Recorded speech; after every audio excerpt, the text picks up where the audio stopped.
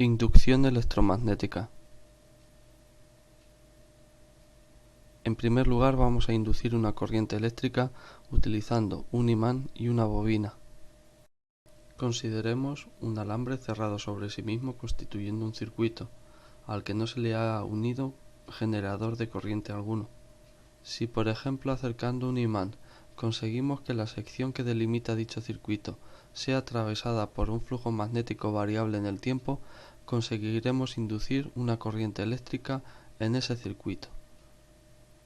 La corriente eléctrica lleva asociada una fuerza electromotriz llamada también inducida, que viene determinada por la ley de Faraday-Henry.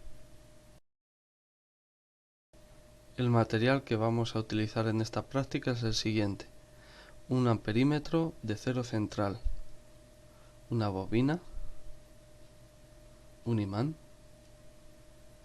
y cables. El amperímetro de cero central nos va a permitir detectar el paso de la corriente en un sentido o en el contrario. El montaje en este caso es muy simple. Se conecta la bobina al amperímetro utilizando los cables, formando así un circuito sencillo con una bobina y un amperímetro para detectar el paso de corriente. Movemos el imán dentro de la bobina y observamos en el amperímetro que se induce una corriente eléctrica, en un sentido al introducir el imán y en el contrario al extraerlo. Si giramos el imán e intercambiamos los polos, observamos que también la corriente inducida cambia de sentido.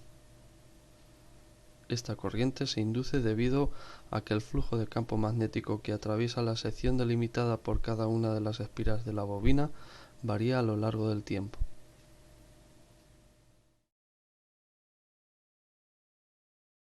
El generador eléctrico. En esta segunda parte vamos a inducir una corriente eléctrica utilizando un generador eléctrico de los que se encuentran normalmente en el laboratorio. Material: imanes, lámpara, portalámparas, cable y generador eléctrico.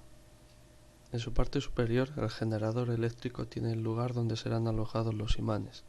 Debajo, la bobina, que puede girar gracias al manubrio, termina en el colector, que está situado en el eje de giro y será donde se recoja la corriente inducida.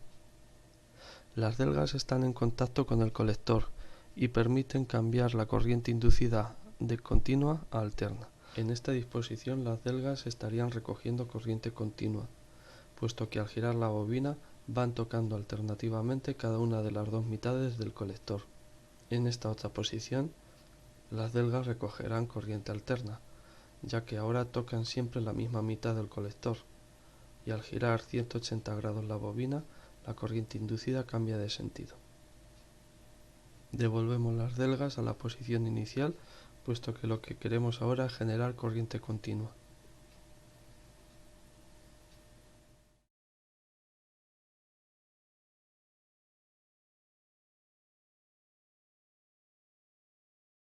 Comenzamos el montaje poniendo los imanes en la parte superior del generador eléctrico.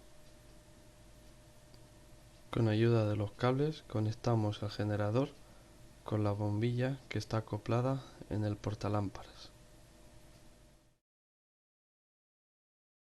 Al girar la bobina moviendo el manubrio en presencia de los imanes, el campo magnético de estos genera un flujo variable en el tiempo a través de la sección que delimita cada una de las espiras de la bobina.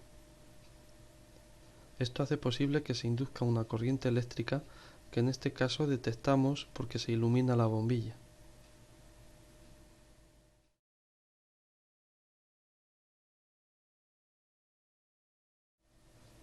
La intensidad con que se ilumina la bombilla es mayor cuanto más rápido movemos la bobina.